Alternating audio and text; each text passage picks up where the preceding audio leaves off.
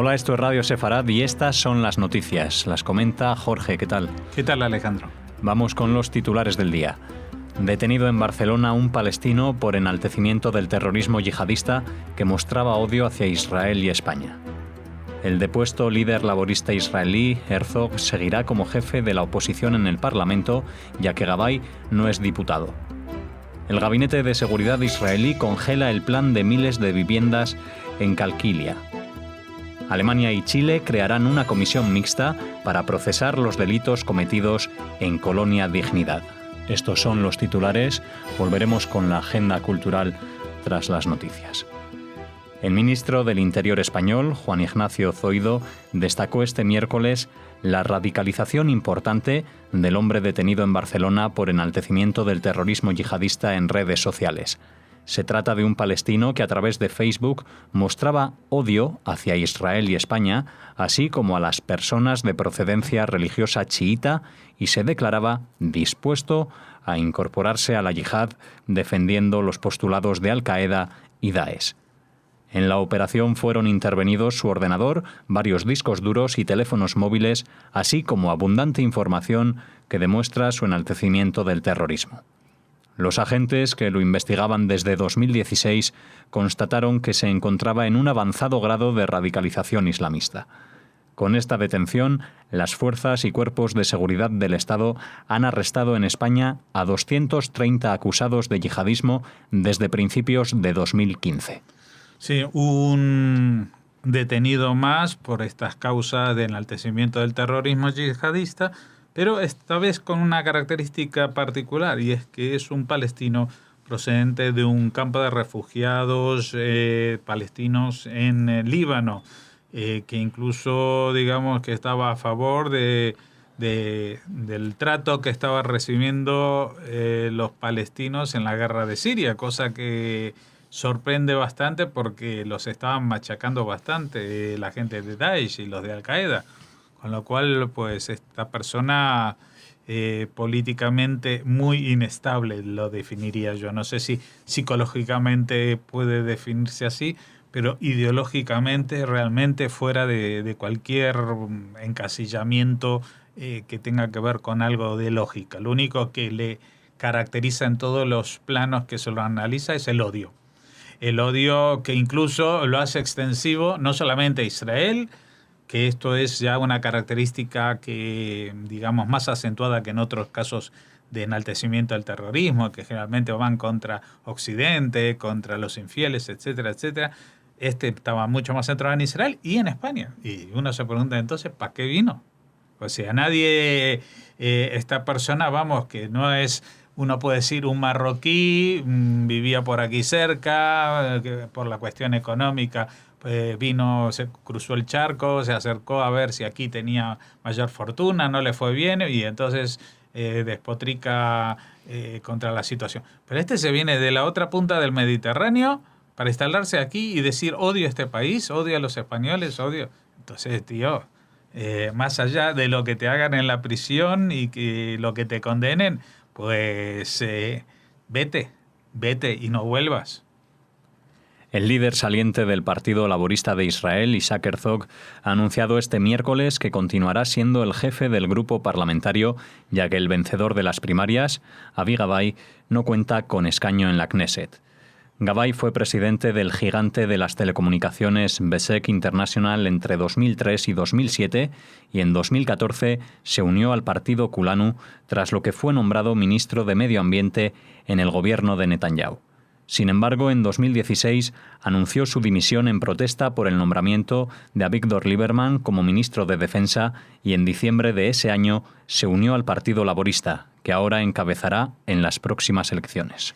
Sí, esta es la gran sorpresa de esta semana que dijimos en las primarias del Partido Laborista, pues ha salido alguien en cuya biografía es muy difícil encontrar cualquier rastro de socialdemocracia.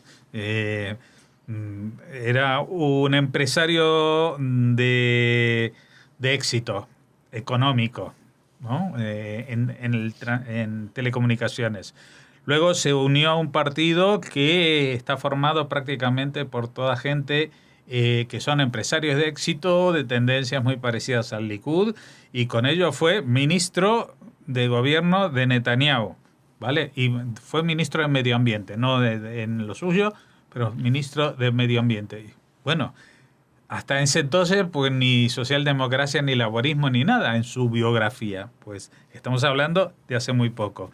Pero estaba de ministro y en el 2016 hubo una movida ahí que hizo Netanyahu dentro de su gobierno, que de alguna manera sacó a Yesh Atid, que era un partido centrista, etcétera, etcétera, y logró incorporar al partido a Víctor Lieberman, que había estado en una coalición anterior, Israel Beiteinu.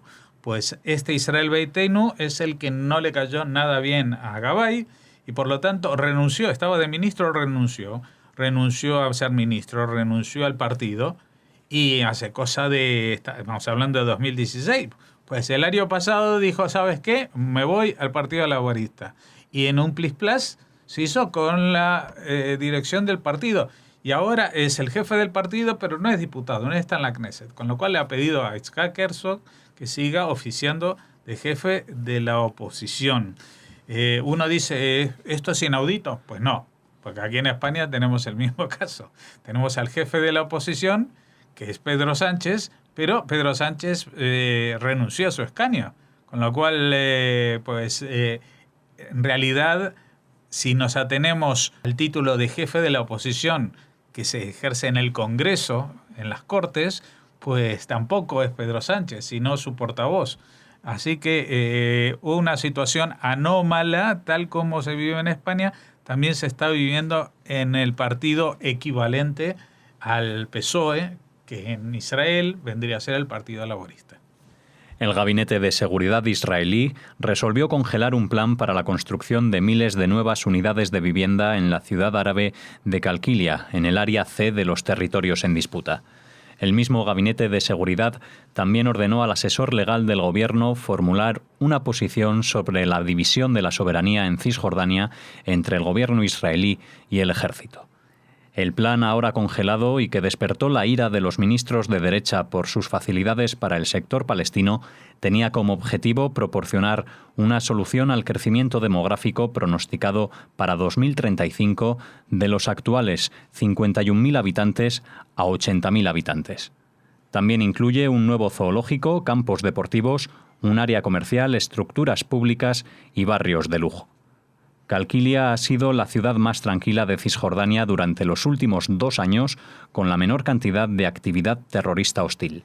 Sí, voy a explicar un poquito también lo que significa el área C. Pues el área C es un área de los territorios en disputa que se encuentra bajo control del ejército de Israel y por lo tanto del Ministerio de Defensa. El actual ministro de Defensa es Víctor Lieberman, al que mencionábamos en la noticia anterior, que fue lo que produjo la salida de Gabay del gobierno. Bueno, Víctor Lieberman tiene algunas posturas políticas un poco llamativas. Cuando fue ministro de Relaciones Exteriores era el bocachancla más grande de Israel y hablaba tanto que siendo ministro de Relaciones Exteriores no lo dejaban viajar a ninguna parte. Pero eso pasó. Ahora es ministro de Defensa y entonces él ha puesto en marcha algo así como la política del palo y la zanahoria. Y como entre los pueblos y aldeas y ciudades de la zona de los territorios en disputa que son más tranquilos, que son de los cuales, digamos, han salido menos ataques terroristas en Israel, está esta ciudad de Calquilia, de 51.000 habitantes, que está creciendo. Entonces, ahí es donde a Víctor Lieberman dice, vamos a darle la zanahoria. Es decir, vamos a premiar a los pueblos que se portan mejor con los judíos para que los demás aprendan que por este camino pues van a poder avanzar.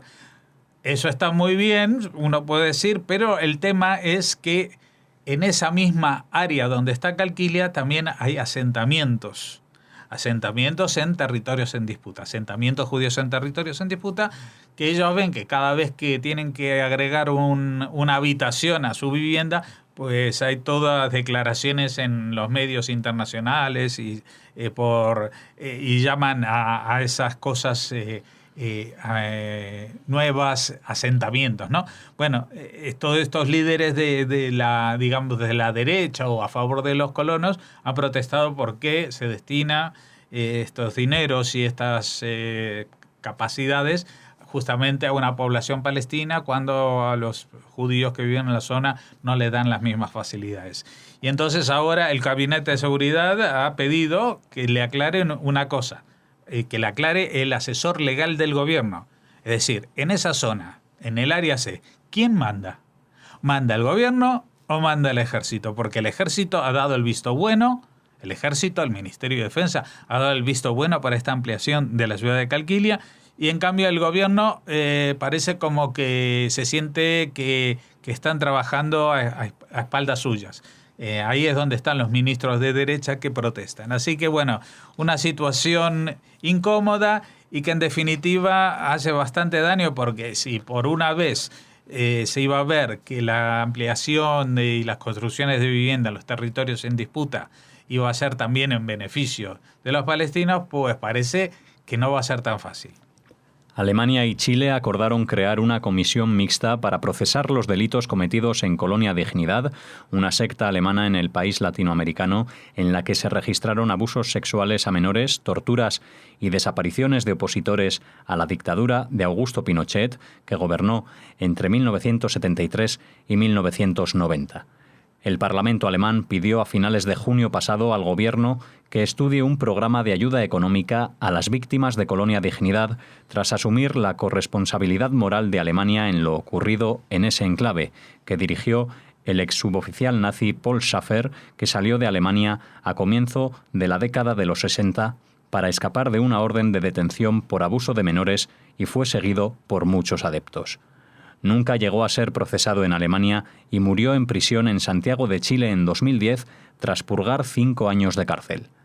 El Parlamento reclamó cooperación judicial entre los dos países para detener y procesar a los cabecillas de la secta que pueden seguir vivos. Sí, bueno, Colonia Dignidad le recomendamos a la gente que sea más joven y que no hayan oído este término, que lo busquen, por ejemplo, en la Wikipedia o en Internet, en cualquier sitio, y verán la aberración que era esto, un ex oficial nazi que era ya perseguido por violación de menores en Alemania, escapa en los años 60, se instala en Chile y allí, bajo la cobertura de colaboración con el gobierno dictatorial de Pinochet, al cual le hacía favores como torturas de opositores políticos, pues se dedica a montar como una secta que violaba, torturaba, vivían en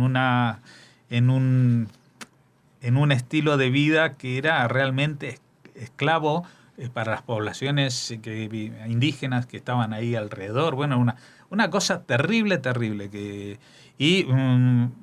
Lo que es de destacar es que Alemania incluso tenía una orden internacional de captura para esta persona que se escapó en los 60, pero ¿cuál es el punto aquí? ¿Por qué el Parlamento alemán ahora pide colaboración con Chile para perseguir y aplicarles la ley por corresponsabilidad moral?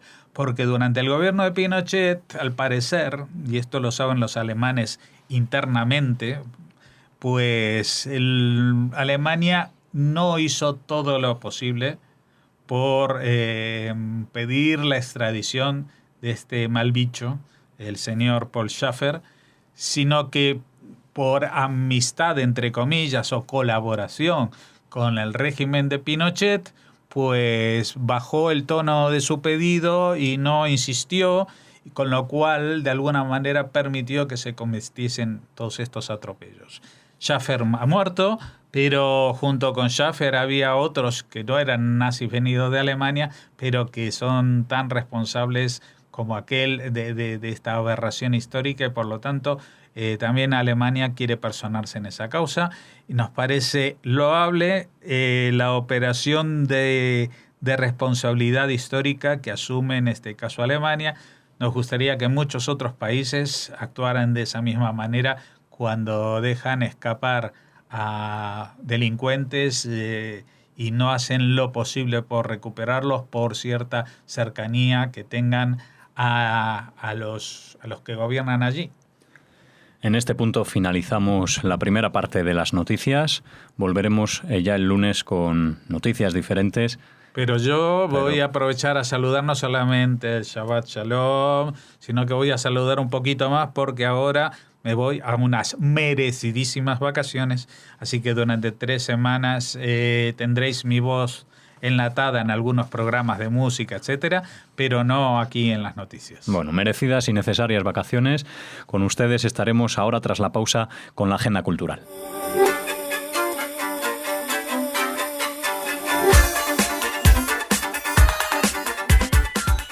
Regresamos ahora con la agenda cultural. ¿Qué tal, Raquel? Hola, Alex. Hola a todos. Bueno, cuéntanos, ¿con qué empezamos hoy? Pues empezamos con una noticia triste un poquito. Vaya. No ha pasado nada muy grave, pero siempre que se suspende un curso que nos interesa, pues lo lamentamos. ¿Curso de arqueología? El cuarto curso internacional de arqueología de Sefarad, es verdad, se ha tenido que suspender por la imposibilidad.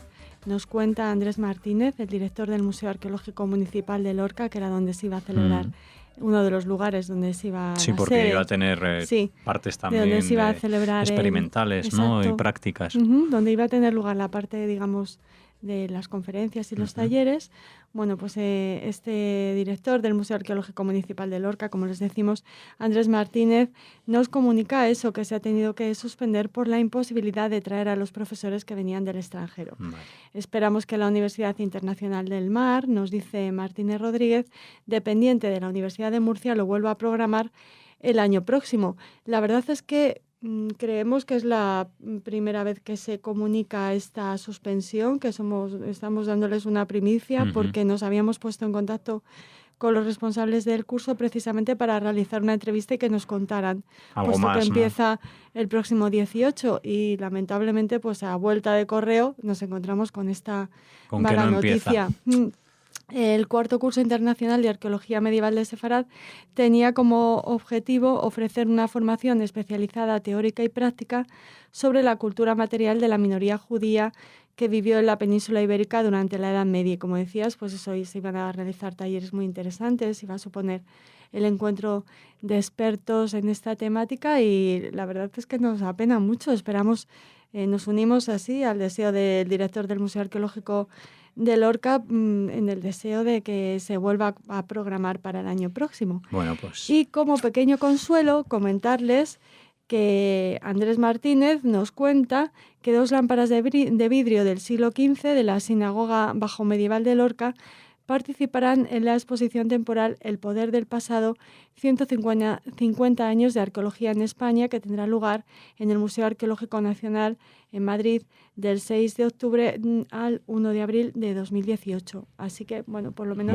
un poquito de esa arqueología esa satisfacción medieval que arroja luz de Lorca, sobre Lorca. la tendremos. Muy bien. Pues seguiremos informándoles e intentaremos saber más sobre esta suspensión de este curso tan interesante. Bueno, pues sintiéndolo mucho, comunicarles esto, vamos a continuar con algo que espero que nos suba un poco ya la moral. Vamos a viajar a México. ¿Qué te parece? Pues me parece porque estupendo. Porque se va a celebrar la Feria del Libro Judío, que en esta ocasión va a rendir homenaje a Margot Glantz, la escritora, ensayista, crítica literaria y académica, con la que tuvimos la suerte de hablar hace muy poco aquí en Radio Sefarad.